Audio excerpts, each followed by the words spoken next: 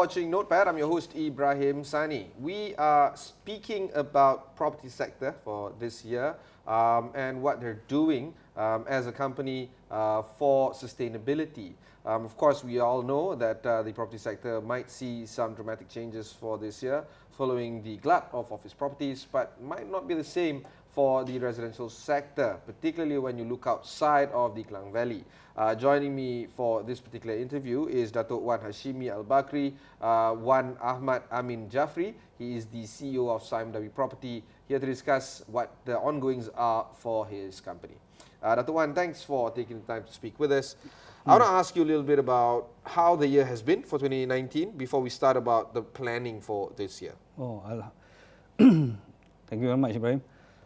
It has, Alhamdulillah, the 2019 has been a good year for us, especially with the assistance by the government in terms of the home ownership campaign.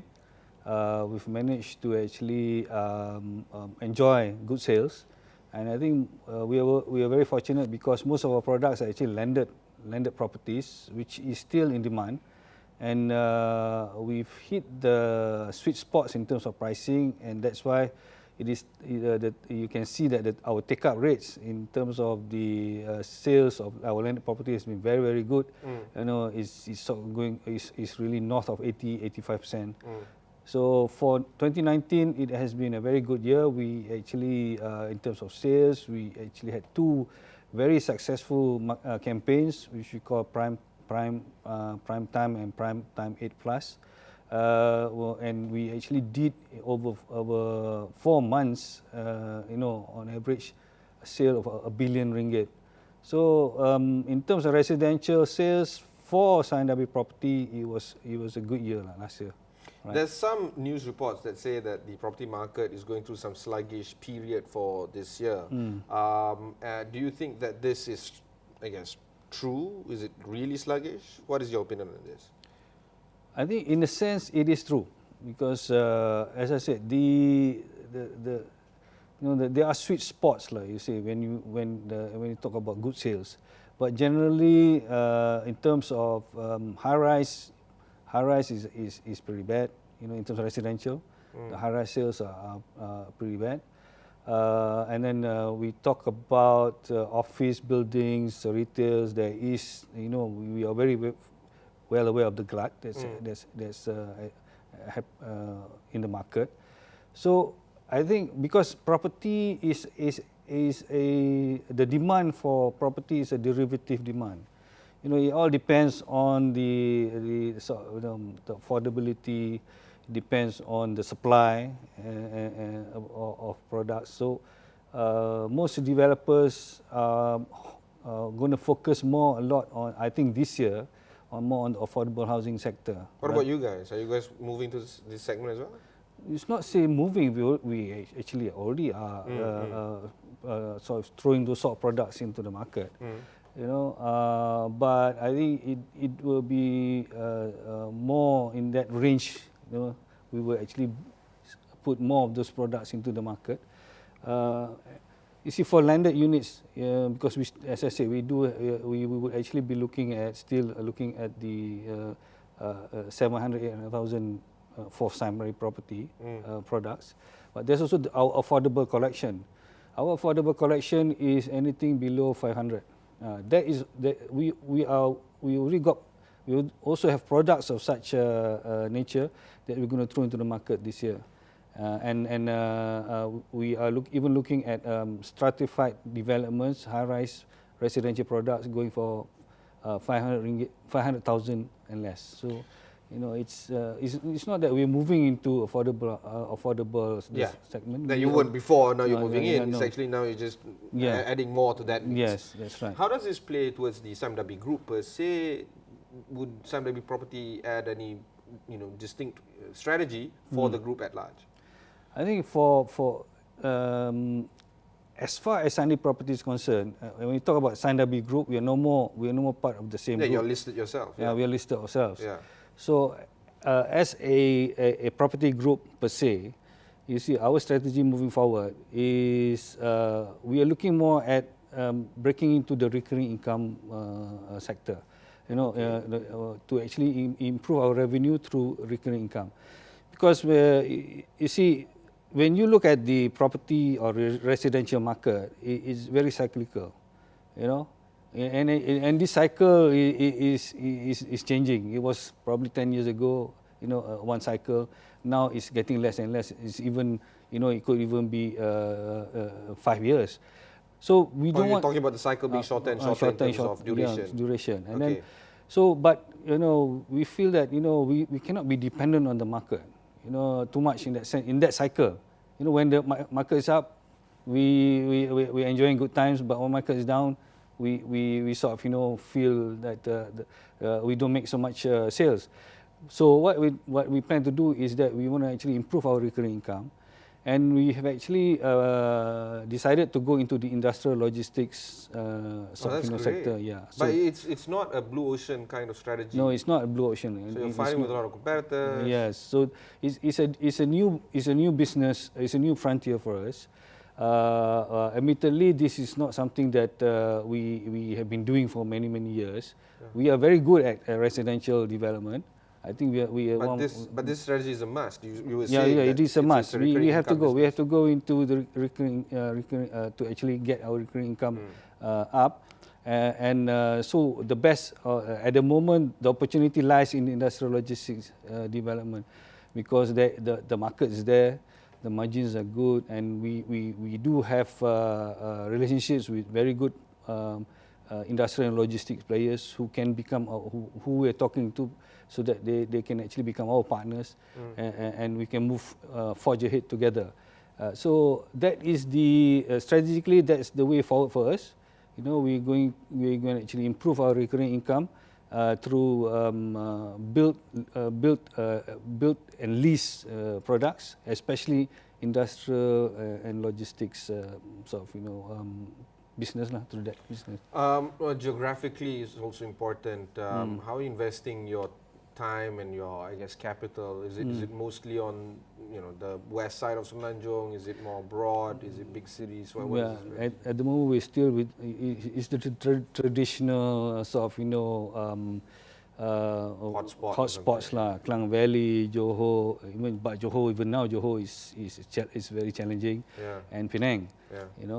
Outside these three hotspots, we still not venturing into those areas lah. Okay. We're focusing mainly in Klang Valley. In Klang Valley pun our focus is in Selangor lah. Okay. In Selangor. And of course, differentiating yourself from one developer to another, you are actually embarking quite seriously on the UN Sustainable Development Goals, or UNSDG. Yes. But we'll take a short break. When we come back, we'll talk more on the sustainability effort of Sime Darby Property.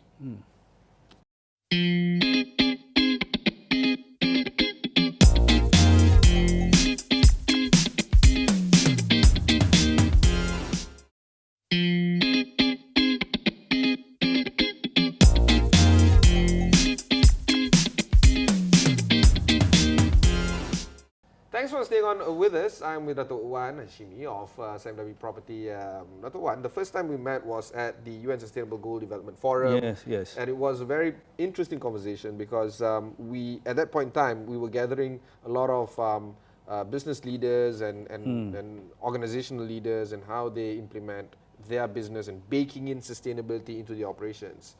Meaning that it's not CSR, not just CSR, it's not just a by the way kind of thing. You are actually deploying sustainable efforts into or baking it into your operations. Let's talk about your organization, Sime Darby Property, and whether or not you are, I guess, dealing with sustainable development goals into your operations, into your DNA. Yes. Actually, we do, Ibrahim.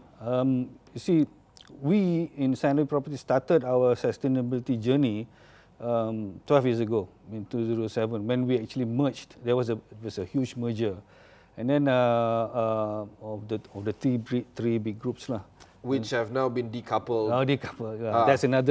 That's another story altogether, or another topic altogether.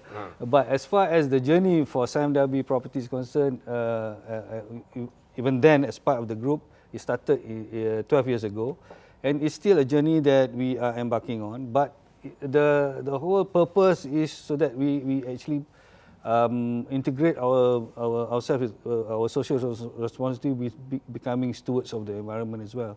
And it is embedded in all our operations.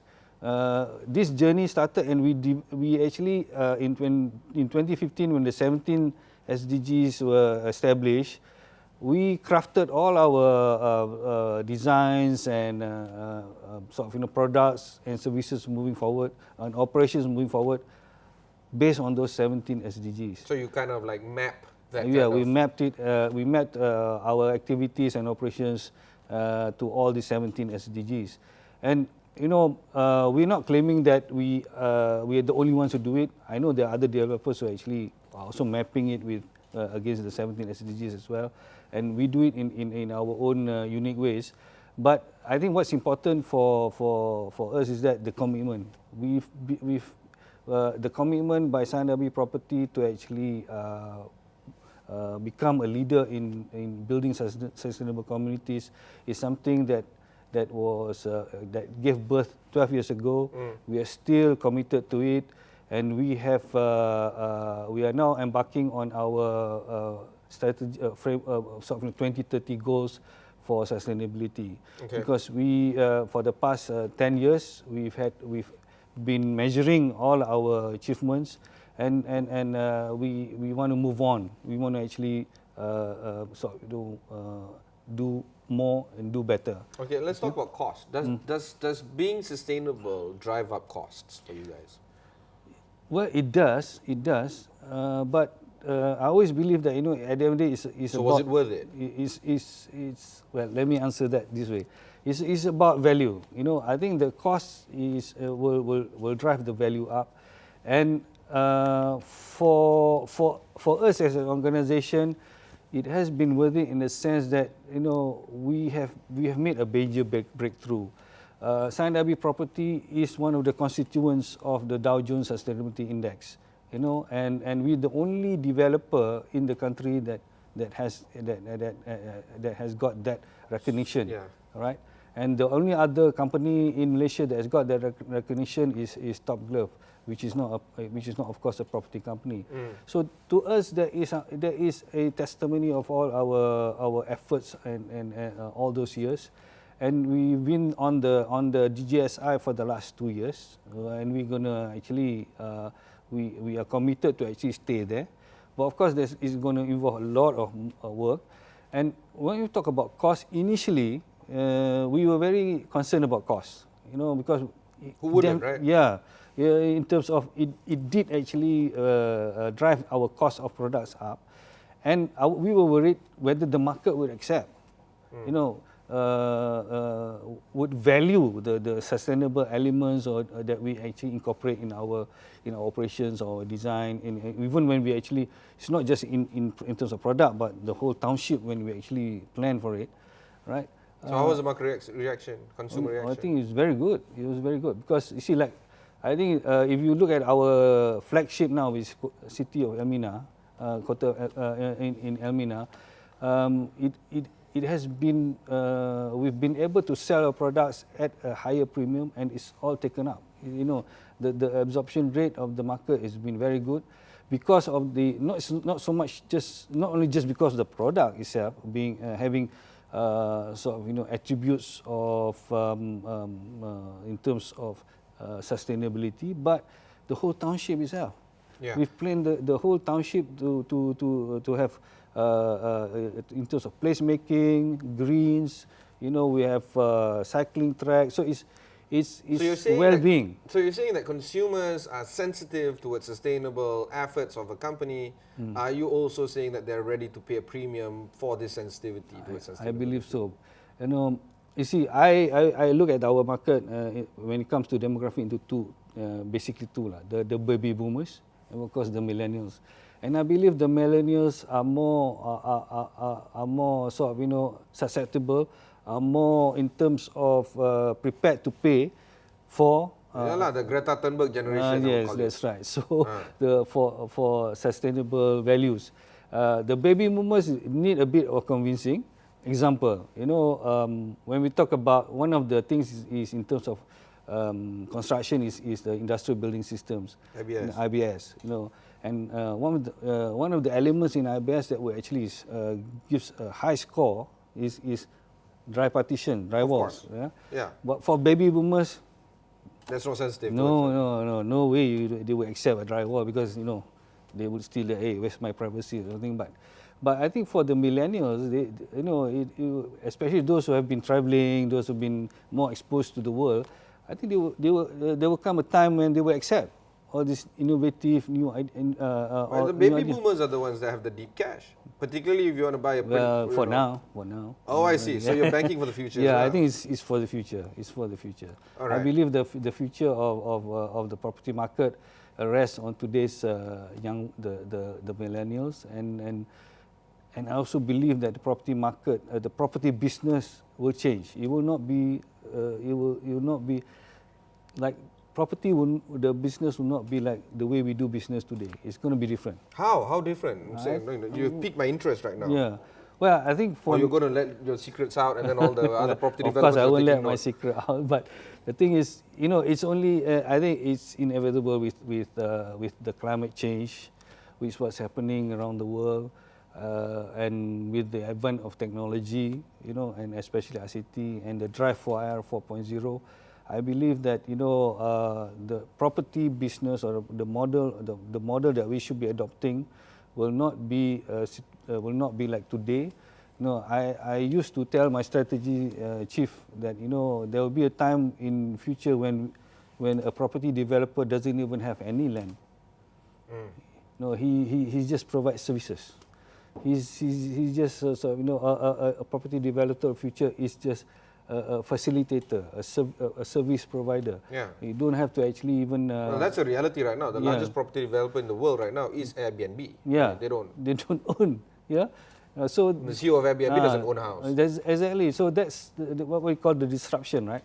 And I think that's going to happen in the property business. And at the end of the day, things, even the demographics, the behavior, the millennials of the market of tomorrow, which is the young today, they don't even want to own. They just want to utilize. I agree. That's they want to be mobile. I agree that you're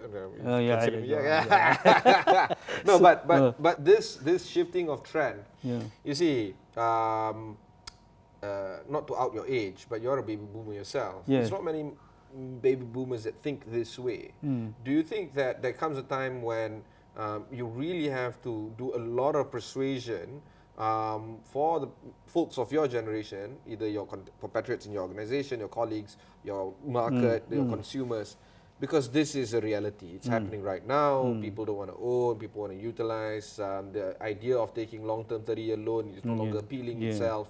Right. If anything, they want to buy cash or short-term loan, that kind of stuff. There's also ability for them to move around. I might want to stay in Shah Alam today, not 2 years I want to stay in PJ, whatever, right? Yeah.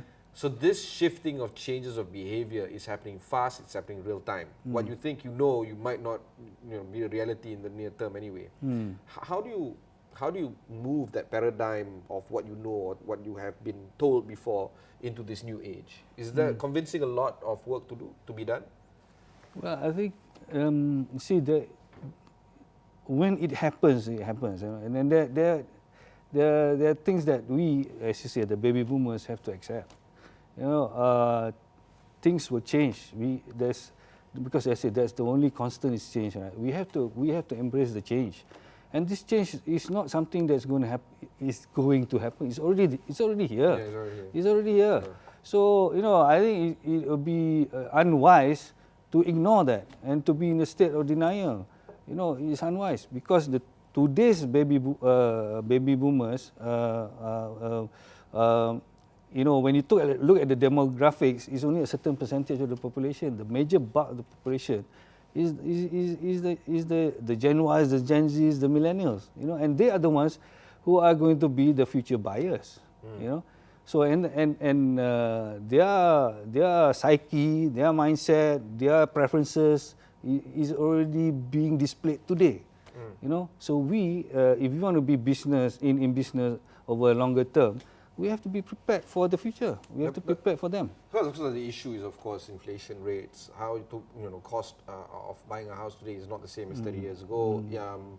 Wage increase has not been going up. So it could be tough, like right? like Germany. Nobody buys a house. Absolutely. Yeah, Right. everybody just rents. Yeah. So developers. Wouldn't that put you out of business? I'm sorry. No. Bizarre. As a businessman, you have to be innovative. You have to find you have to look at the new opportunities and seize it lah. I think that's the mindset we have to have. It's not something that we become sort of we lose sight of it, we give up, and then But no, I don't think so. Yeah. It's just that if that's the case, then we should look at models where we don't build to sell anymore. We just build to rent, and then but the numbers the numbers will be reduced lah. Of course, the concentration will be less. Yes. But that involves. Is that strategy in that's in the why, works? Yeah, in the recurring income strategy. But that's for industrial, for residential. Yeah, but we're looking at workers. We're looking at accommodation as well. Student hostels. Those are things that can give us recurring income. So and then we even looking at rent to own facilities where we build and then we just rent them out, because you see the nobody. I don't think in future there will be enough capital going around to build. Oh yeah? Yeah, I don't think so. It will be more. It's more like it's about redevelopment. It's more like it's more like refurbishment. It's more like asset enhancement. To me, that is the game in the future. It's not so much. It's more maintenance. You have to be very good at preventive maintenance. All classes of buildings lah. The thing about Malaysia is that I spoke to one individual by the name of Chandran Nai. He said that the culture of maintenance is not here in Malaysia, as opposed to say very old Western democracies where they have to maintain. Changing cultures is very, very tough. Yes. How do you inculcate I think that it's not going to happen overnight. societal culture as opposed to corporate culture? Yeah. Well, as I said, the society, when it is driven by the desires of the young, will force that change, because as I said, the young, they don't want to buy anymore. They just want to rent. So when they just want to actually stay in a place and be able to move around, so they don't want to buy. So if you want to be in business, you have to provide that facility where they actually rent, right? And you have to take care of that facility. And like see Ibrahim, if you want to go and rent boat, you're not going to go down to a run-down place and you definitely want to be. I'm ready to prepare some premium. Prepared to present. You see the place is well maintained, well taken care of, the service is excellent. You'll definitely pay money, but. So that will force, that's the new opportunity. To me, that's the new norm in future, where it's all about maintenance. It's about maintaining a facility, and you have to develop that knowledge, that skill, that sort of experience to provide those services in future. To wrap up this interview, so the forging ahead of your business revolves a lot around sustainability because when we talk about the idea of a property enhancement, property refurbishment, asset beautification, if you would like, all this is wrapped up into longevity of existing hardware. Yes. And I don't know how else to put it. Is this going to be a big feature for Sime Darby Property, in that 20-30-year program of yours? Well, it's definitely going to be a feature in our at least 10-year program. Yeah.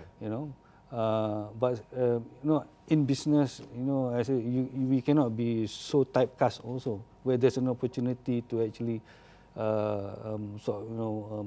develop new business, we will do. Yeah. But the main theme is still will be, as mentioned, is recurring income. And recurring income, the source of recurring income, I say there are many ways to skin the cat. It's not just build, lease, and then build and lease industrial development. There's student accommodations. There is we can even be looking at medical facilities. These are areas that we are not closing our minds to. We are open. All of this is within the ambit of your sister companies as well. Right? We have got healthcare, we've got port operations. So the thing is, it's all about collaboration. It's all about everybody getting together and putting our heads together and minds together and just having a goal and everybody working towards it. But for Sime Darby Property, as I said, we are very committed to sustainability. It's not only just in terms of the environment or just the society, but also as a business. We must make sure that we are here to stay for the long run. So we have to change. We have to be able to embrace Basically, change. think like a millennial. Yes, we have to. And stay young at heart. And stay.